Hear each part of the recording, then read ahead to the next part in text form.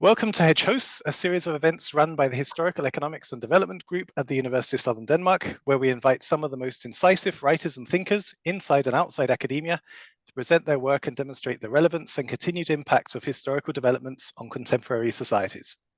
Today, we're excited to welcome Professor Eoin McLaughlin from Heriot-Watt University. Eoin is an economic historian who has published widely on a variety of topics, including microfinance, agriculture, and sustainability. We're looking forward to hearing his talk today on why it's not anti-environmental to be in favor of economic growth. One quick practical note, you will not be able to ask questions during the talk, but there will be time afterwards to write questions, which I will read out. And to do that, then please use the Q&A function in Zoom. Over to you, Eoin. Great, thanks very much, Paul. Thanks for inviting me to talk about this. Before I start, two disclaimers. The first one is the title. Actually got given that title by an editor at the Conversation. The original piece that I'd written was more simple, just like 50 years since limits to growth. And the second, a lot of this is work that I've done with a co-author at UCC called Matthias Beck. So just like to acknowledge all his great work on this stuff as well. So to start off, kind of motivation. This is David Attenborough, who was given a talk a few years ago, and this meme came out as a result. Like, anyone who believes in indefinite growth on a physical finite planet is either mad or an economist. And so, people were sharing this around as kind of a caricature of economists. But he's actually quoting an economist, Kenneth Boulding. So he was president of American Economic Association at one point, who this quip is widely attributed to. And a lot of people use this kind of a way to bash economists. Including the president of Ireland. We can see this. He said this kind of fixation on perpetual growth has resulted in a discipline that has become blinker to the ecological challenge. So it kind of struck a nerve in Ireland. There's kind of this eco-Marxism or eco-socialism kind of worldview at the moment. So this is come back around. So like Attenborough was quoting Boulding, which was in the 60s, 70s. And now this is popular again through degrowth, which I think is basically old wine being put in new bottles, because they're kind of drawing influence from an older literature. So I asked ChatGPT, what is an economist? So it gave me some examples about economists, but it's not really fixated on growth according to ChatGPT. There's other things that economists like, including growth, it's there, but also environment. This caricature of economists, I think, is a misrepresentation, and I want to try and get that across. So I'm going to try and defend economists. I'll shrink this thing here, and economic growth. So my take today, or the argument I'm going to try and present, is that a lot of the degrowth literature is about a narrow perception of what catastrophic risk is really about. So they're concerned about climate change, but that's it. But I'm going to say, look, there's actually more things to worry about, and for that we probably do need economic growth. And then there's a flawed understanding of what actually economic growth is. And plus then there's a flawed perception of what economists actually do. So try and do all these things. Maybe I'll be successful, maybe I won't. But anyway, von Neumann beat me to it. It's already been written, it's already been done. So in this classic essay, 1955, called Can We Survive Technology? Von Neumann talking about a lot of the issues of the day and anticipating a lot of environmental issues as well. So he's anticipating climate change. So the nuclear power automation, what happens if we go fully automated? What happens if we change our climate? And he comes up with two solutions, right? So the two solutions are actually two that are kind of being put about today. So one is prevent technology, prevent growth, so degrowth. Or the second one is just more pragmatic. It's just patience, flexibility, and intelligence. Deal with a situation as it arises. He does not endorse pseudo solutions. He says, like, that's not a good idea, because it's really hard to isolate specific technology from scientific progress. So that, like, you can't just ban something. So that's kind of it. So now the fun part, or like what I think is the fun part, is just talking about catastrophic risk. Word of warning, right? I've written about this stuff. I have read lots of this stuff, but I've never spoken in public. So I don't even know how to pronounce some of the words, but I know what they mean. So catastrophism. I was practicing that earlier. So this is a study of like global catastrophe, and it was pretty niche before COVID. So you tend to find this in like futurology or kind of philosophy work. But it's kind of become more mainstream. So these are two things I've highlighted, but there's a good few books. We're now living in the multi-crisis or something. And so COVID has shown us that these kind of global catastrophic risks are no longer hypothetical. They can actually happen. And so this Netflix movie, Don't Look Up, about the asteroid that might hit as a kind of metaphor for climate change, actually missing the point. Asteroids could actually kill us as well. And other things are possible there. So how do we conceptualize existential risk? So this is what I like this topic very much, because you get to mix sci-fi with academia, right? So there's a lot of academic studies. I've highlighted two different frameworks. So one is planetary boundaries, which is very influential politically. So this is a framework for assessing the risk of anthropogenic activity undermining human survival. And the idea here is that it creates these boundaries as safe operating spaces before a threshold, the critical threshold, is reached. I tend to be quite conservative. And the second one then is global catastrophic risk, which focuses on global risks to survival of humanity. And so the planetary boundaries one, there's 10 boundaries that they range. The kind of boundaries themselves tend to be quite conservative. For some things, like we don't really have an answer, and the idea is to try and monitor these boundaries before they reach the threshold. So in the original work, it wasn't stressed that climate change was the core boundary, but in later work, climate change become like the core boundary and how it interacts with other boundaries. Now, this has been highly influential, like across social sciences, across public health. But the one I want to emphasize is on this degrowth literature. They draw explicitly on planetary boundaries and why we need to degrowth as a solution to planetary boundaries. Now, global catastrophic risk is something like, it has a different like kind of intellectual route to the same question, right? So it's about looking at what are the different risks to humanity in terms of existential risk.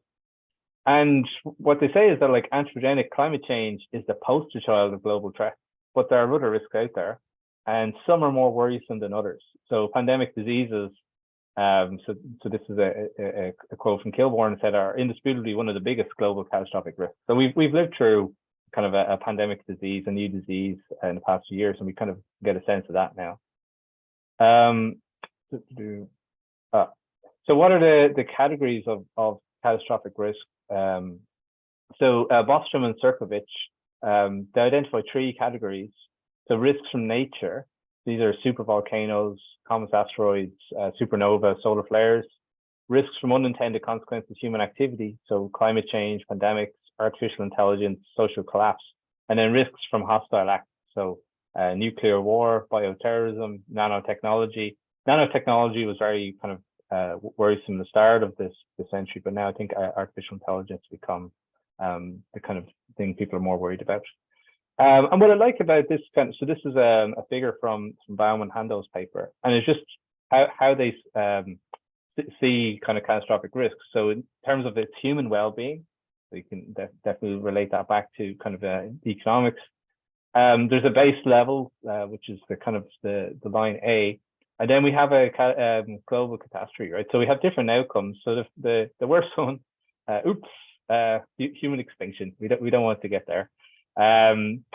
We can have E, which is a kind of a positive result where we recover and get back to where we were, or we can kind of go to we adapt to the new norm, but it's way below where we were, and we're eventually becoming extinct in time. So that's kind of like the sketches of how these things can work out. And kind of one of the recent kind of influential works here, Ord's 2020 book, The Precipice, is about, he's weighing up the different risks. And for him, anthropogenic existential risk is greater than natural risks. And for him, the greatest risk is artificial intelligence, which my interpretation is like, Skynet comes on stream and we have Terminators, that kind of thing. And so that's kind of a bit of a worry at the moment. So we have those two different concepts. Baum and Hando say they're different historical lineages. But I want to trace the history of these ideas. So Baum and Hando are trying to bring these kind of different approaches to existential risk together. And the assumption is that they emerge from different intellectual traditions. But I want to argue that they don't, and they actually share some lineage. And I'm trying to show where this comes from using this kind of influential publication, the Bulletin of the Atomic Scientists. So this was set up after Second World War. And why I think it's influential, look who's involved in setting it up. This is Oppenheimer, Einstein's involved. Einstein's endorsement used to be on the front cover for a long time. He said the bulletin has been widely recognized in America and abroad, but is the best and most complete source of authoritative information on social aspects of atomic energy. So this is kind of the real focus of the bulletin initially is on atomic energy and the risks of atomic energy. So we're all probably familiar with this in some sense, the doomsday clock. So the cover of the bulletin is the clock. It's minutes to midnight. And so they update it periodically. Since 2007, the clock incorporates climate change as well. And so it varies over time depending on kind of nuclear proliferation treaties, etc. We're getting very close to midnight at the moment, especially the last year when it looked like the threat of nuclear war was back.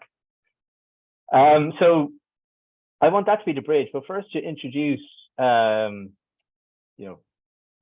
why I think it's a bridge and how it becomes a bridge. It's looking at early environmentalist thought, right? So kind of very key influence here is Rachel Carson. She's widely recognized as being a figurehead in the environmental movement, and she focused on the risk of indiscriminate use of pesticides, particularly DDT, and how this enters the food chain. So she's been highly influential, even till today, because DDT is effectively banned as a result of her work, and she's very, very influential. And so her message and the message of other key early environmental writers is that we're overlooking some long-term risks involved in economic activity, and so it's about making people aware and then using technology to kind of avert these. So I just highlighted a few key figures here: Bolding's Economics of the Coming Spaceship Earth, Hardin's Tragedy of the Commons, Georgescu-Roegan's Entry Law and Economic Process.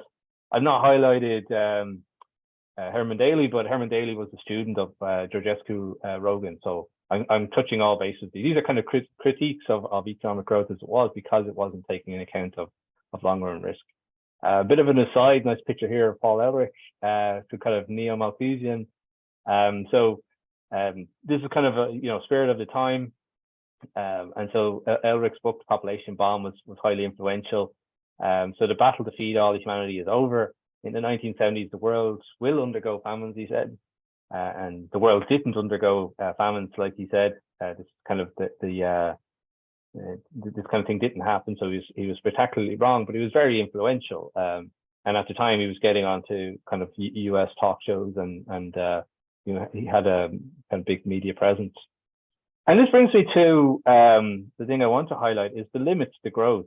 So I got a few pictures here. So one is this is kind of caught the popular imagination. Newsweek ran with a cover that, cornucopia, running out of everything. And the limits, through various iterations. My favorite cover is actually the one with the kind of chains around the planet. We're constrained in terms of our resource availability. So is this a big debate then about the feasibility and desirability of future economic growth? And this is a direct influence on the planetary boundaries approach. They explicitly say we build on and extend approaches based on limits to growth, and so does the degrowth literature. They explicitly reference this work, and so it's still influential. So that's kind of want to spend a bit of time on, just kind of what were they saying. So this is the central idea, is that due to resource scarcity, we're going to have this overshoot and collapse, that we're going to effectively use up our resources, and there will be a collapse in terms of human civilization. Their main argument was like, there's exponential growth in lots of things like population, industrial production, and so the planet cannot match this. So these are physical limits. So it's very Malthusian in a sense. And they had, it was a computer model. It was based on this world dynamics model by Jay Forrester. And so, the computer told us that this was going to happen. So it had this kind of air of confidence. And so people took it very seriously. And they say, like, the graph isn't a prediction. It's just an indication of trajectory, right? So they have a bunch of scenarios. They change a few parameters in the model. So in one scenario, they double the amount of resources that are available. And they say, if we change the parameters, like, the message is still the same. We're going to have this collapse. And so they're very confident then that without a change in the kind of prevailing economic system, that we'll have this dangerous scenario. And they argue that their message was to try and prevent this happening by making people more aware. But they're very confident that this is kind of the scenario. So the main focus of the limits was on resource scarcity, that we're running out of natural resources, but they also incorporated pollution. So when they doubled resources, the thing that kind of catches up with or determines the limits in the collapse is actually pollution. And one thing they're very pressing in terms of the, very simple estimation of what CO2 concentrations will be if things continue as they were. And if you continue their estimates up to present time, it's actually very accurate in terms of what CO2 concentration will be. And normally if someone puts out a report, will be ignored, but not for the limits. Came out at a very fortuitous time. Came out during the 1970s oil crisis, the first oil crisis. So this is the kind of the major context. So that's why it's, the limits were warning this was going to happen, and then the next year it happened. So there must be something to this limits to growth. So we got to take this very seriously. That's kind of why it still has the influence that it does. Now, the oil crisis wasn't caused by resource scarcity. It was caused by war and embargoes, but it still had a kind of very real impact on the psyche. So one of the famous anecdotes from the time was the Jimmy Carter regime turns down all the thermostats in the White House because they're worried about running out of fuel. But it's doesn't go unchallenged. I want to show like this nice little picture from one of Solo's kind of responses to the critiques. And I think that the interesting thing about these critiques here, these are economists, but this is an MIT, inter-MIT kind of critique, right? Because Jay Forrester is an MIT engineering professor, Bob Solo's an MIT economics professor, and Nordhaus is at MIT at the time. So he's like, critiquing this stuff. So the main critiques are that the model is set up to fail. The assumptions of the model dictate failure, right? So it doesn't allow for any substitution. There's no kind of price mechanism incorporated. Diminishing returns are embedded. The weirdest one is like population growth is assumed to be positively associated with income growth. So in the Forrester model, kind of the high income countries are the ones that experience high population growth, and low income countries experience low population growth, which is kind of the opposite to what we've seen. And then the pollution and environmental variables then reinforce 1 and 2.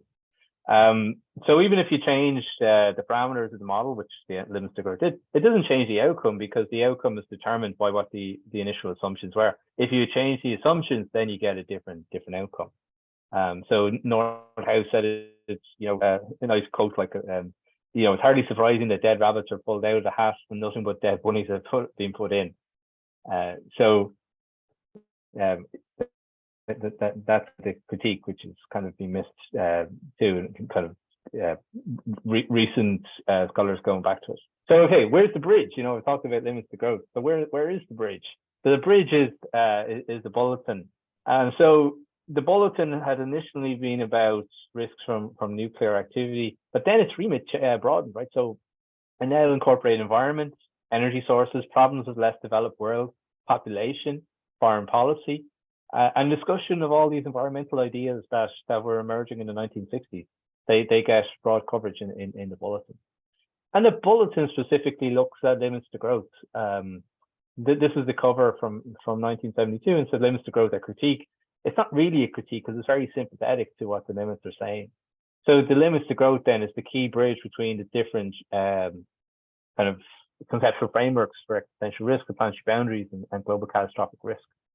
And so the bulletin gave broad coverage and spanned several issues. There was like one of I guess it's kind of a jealousy that the business world seemed to give an authority to this work than to other kind of dire and oracle statements that failed to capture public imagination.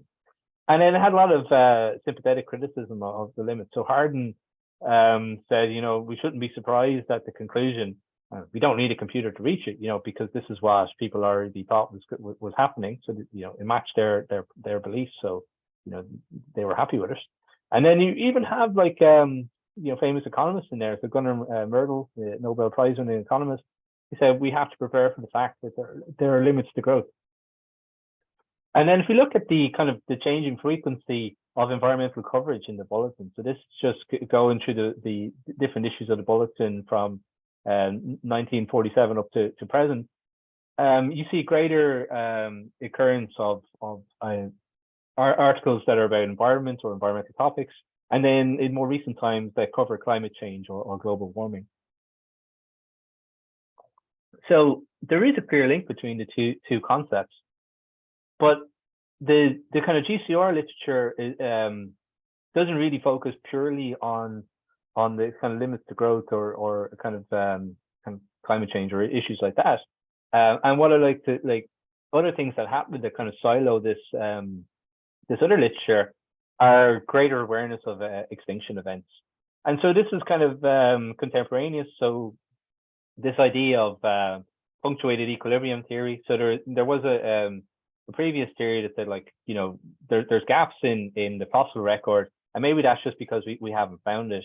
But then this argument was actually maybe there's extinction events, and so evolution can be quite steady, and all of a sudden there's abrupt changes because of some kind of extinction. And then in the quite late, the Cretaceous Paleogene extinction, so the KT extinction event, is discovered, and it's attributed to a meteorite in Mexico, right? So up to this point, the idea was that actually, it's possibly a super volcano, but now we're seeing it's actually extraterrestrial events that kind of influence this. So our extinction might be caused by something outside the planet, not something that happens on the planet itself. And then another kind of key influence is this Tunguska event. So this is kind of one of the most or I guess the first recorded event of a meteor in modern history, right? So it's a meteor airburst that happens in rural Russia, just in Siberia. The estimate is between a 10 to 40 megaton explosion. That's pretty big, right? That's kind of like nuclear bomb level. But really like an unpopulated or underpopulated part of Russia. And so it's the largest impact in recorded history. So it's, since we're making records, like the KT event is in prehistory. And it's like, it flattened an estimated 80 million trees over a very large area. So if this had happened anywhere else, this would have, we'd all know about it, but it happened in basically in Siberia. So it's kind of something that we're not as aware about. But there's been much larger impacts in prehistoric history. So this is kind of what's influenced that. So then in terms of risk typology, Smith and Petley kind of discuss this, and they say, look, meteors, they're considered to be rare events because they're only identified late in the 20th century as being kind of extinction events. And this is compared to other natural events such as volcanoes, earthquakes, which have been well documented and studied historically. So this is kind of why they've been kind of the probability has been underestimated to some extent. Okay, so how do we mitigate these catastrophic risks? Because there's lots of things going on. So obviously we're going to have to monitor them, right? So most of these global catastrophic risks are considered to be natural risks, and we require geological and astronomical monitoring. And this is going to require advances in science and technology. So you're going to have to invest in science and technology to do this. We're going to need economic growth, basically. Or other GCRs are driven unintentionally or intentionally by human actions, and these should also be monitored. So for the intentional ones, this is kind of nuclear or biological warfare, and the former could be unintended consequences of economic activity. So it's making this, breaking up the different risks into, what's causing them and developing a monitoring framework. So the one I've highlighted here is, the recent experiment that NASA did to try and deflect an asteroid, and it was successful. And this requires, like, since the 1990s, kind of space agencies have been monitoring kind of, what's the likelihood of asteroid or meteor hitting Earth, and then what can we do about it? And this is one approach, which was to deflect it, and this worked very well. In terms of relevant natural catastrophe losses around the world, and just thinking about natural risks, this is a kind of a nice map from Munich Re. So this is a reinsurance firm that insures against kind of these natural disasters, and 2020 was the second costliest ever for the insurance sector. So the record year was 2017, and so the kind of the losses from natural disasters are kind of increasing over time. So how can we mitigate these kind of risks, right? So we can focus on two opposing strategies. So one is degrowth, and the second one I'd call wealth management. So the degrowth one has become a mainstay of the political left at the moment, and then what I try and argue for is a kind of approach to wealth management. So what is degrowth, right? So I don't want to misrepresent the arguments of degrowth. So the limits had started this idea of degrowing. So it's altering growth trends to establish a condition of ecological and economic stability that is sustainable into the future. And so degrowth becomes one of these, like, in a long line of critiques of economic growth. There was actually pre-degrowth, there was anti-growth, was the thing in the 1970s. So Calise then defines it as socially sustainable reduction of society's throughput or metabolism. So this is very much an ecological economic interpretation a la Herman Daly, and it's incompatible with further economic growth, which will entail a likelihood economic degrowth. And their emphasis is on GDP. I should stress that they always emphasize GDP. So some criticisms of degrowth that, like, very ambiguous. So this is a critique in ecological economics by Van den Berg, 2011. Calise responds saying, this is a normative science. Of course, it's going to be a bit of ambiguity.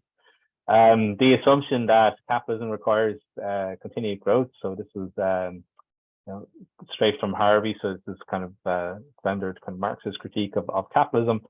And then some authors view the capitalist system as the problem, right? So it's capitalism that caused all this. It's not the economy, it's capitalism. But then you have these, like, inconvenient things happen, like Chernobyl, that didn't happen under a capitalist system. But the counterpoint from the degrowth advocates is that the communist system in the USSR was still a growth-based system. It was state-led growth rather than private growth. So it was like capitalism. So that was kind of how you get out of that awkward one. So degrowth is a solution to planetary boundaries, right? But it overlooks other risks. And so what I want to highlight is just say Calise. So Calise is a major figure in this literature. He argues that degrowth implies reducing spending on goods, including some public goods, less investment in new technology. And they fail to appreciate that reduced GDP implies lower investment in technologies, such as those necessary for renewable energy and other technologies. But lower investment is seen as central to degrowth, right? Because they've literally gone to like a solo growth model and said, let's do the opposite to what this says. So yeah, lower investment will definitely get you degrowth. I think that's been seen in the UK in recent years. They managed to get degrowth pretty well, and not that it's a good thing, I don't think. So what is a global catastrophe, though? So this is what DALL-E and ChatGPT are telling me. They're probably the ones that are going to do it in the future. So ChatGPT says some examples of global catastrophic risk are volcanic eruptions, pandemic infections, nuclear accidents, worldwide tyranny, out of control scientific experiments, climatic changes, and cosmic hazards. But the degrowth has only focused on some environmental aspects. So it's a solution to some things, but it overlooks other risks. So what about this alternative? And I'm going to propose this idea of just wealth management. It's going to, as a way to address some of these risks. Like it's not going to deal with everything, but it is an attempt to try and just steer the narrative away from focusing purely on GDP, right? So I'm using the Sculptor review here. So places emphasis on insuring against risks. So how can we insure against some of these risks? And one way they argue is to maintain our natural capital. So start thinking about our capital base, not just GDP growth, but think about our wealth. So GDP is our income growth. We want to think about our wealth, so how our wealth is maintained. And this work is not new, right? This is based on the work of Solow and others. Like there's a lot of people working in this field over time. But Solow, this is in the presidential or the Ely lecture to the American Economic History Association in 1972, and he said like that he, like everyone else, had been suckered into reading The Limits to Growth. And I decided I ought to find out what economic theory has to say about the problem. So he goes back to various economists, but he really emphasizes the work of Hotelling. And this kind of comes out then in another symposium on the economics of exhaustible resources. There's a lot of different people working on this, so a special issue of Review of Economic Studies. And this is where this idea comes from, right? So, it dates from the 1970s as this response limits to growth, or the doomsday model. And the idea is that each generation is going to be a custodian of wealth, and for future generations to derive the same level of well-being, the wealth must be maintained or augmented over time. So the idea is that the inclusive wealth will be all assets from which people obtain well-being either directly or indirectly. So if you recall earlier, like I'd shown like this existential risk in terms of human well-being, well, it kind of links in with this wealth idea that we're trying to maintain human well-being. So we have to manage this inclusive wealth. So the Sculptor review says, like, if we want to judge whether the path of economic development is sustainable, we need to adopt a system of economic accounts that records an inclusive measure of their wealth. So we have to move away from just purely looking at GDP to monitoring our wealth as a whole, so looking at our asset base. And so this draws on the economic literature regarding sustainable development, which is inspired by the limits to growth. So this approach is about how do we achieve future well-being. I just want to highlight that it's different to GDP per capita growth. Like this is the inclusive wealth per capita of the United Nations have been publishing these reports. So World Bank does as well. But there isn't a clear, clear-cut relationship between GDP per capita growth and inclusive wealth per capita. Inclusive wealth per capita includes what's happening to our natural capital. Is this increasing or decreasing? What's happened to human capital and produced capital? This is about like the means to produce future income or future well-being. And GDP per capita is just telling us what happens year to year. So this is a growth over a 30-year horizon for both of these things. And they're not telling us the same story. So it's kind of what if we can incorporate these inclusive wealth, we can get a different picture. So we take on board some of the concerns of the degrowth, but we don't throw the baby out with the bathwater. So this is what ChatGPT says is I said what is sustainable growth, and it gives me this kind of green shoots kind of idea. So to wrap it up, like I have an optimistic view of the future. So like even though I've been talking about apocalyptic things, trying to be cautiously optimistic, and this is the DALL-E's interpretation of what optimistic future looks like. You see the sun on the horizon. So we highlighted like there's different approaches to how we conceptualize existential risk. The planetary boundaries has been highly influential, and the global catastrophic risk. they have similar origins. So I'm arguing like that the 1972 limits to growth is very influential, but they start to diverge from the 1980s. And my argument is that it's because of kind of the greater awareness of different extinction events that this divergence happened. But then they kind of come back together, especially when climate change is incorporated into like the minutes to midnight, etc. And then the other point is like how we conceptualize risk determines how we can mitigate risk. So if there's a high risk of man-made existential risks, the solutions are, do we degrow or do we change how we measure our growth to give us a better awareness? So one solution is a pseudo solution, as von Neumann would say, and the other one requires us to be more intelligent about how we measure the economy. And then I highlighted that, you know, economists have been engaged in this debate and developed conceptual approaches to man-made existential risk as a response to the limits to growth. So they were influenced. They didn't ignore the limits to growth. They responded to it. And so the degrowth, there is a body of knowledge there that can be used to you know, counter various points in the degrowth narrative. And we can change how we measure economic activity to safeguard against future risks, rather than sticking purely with what we do at the moment. So that's everything. If there's any questions, let me know.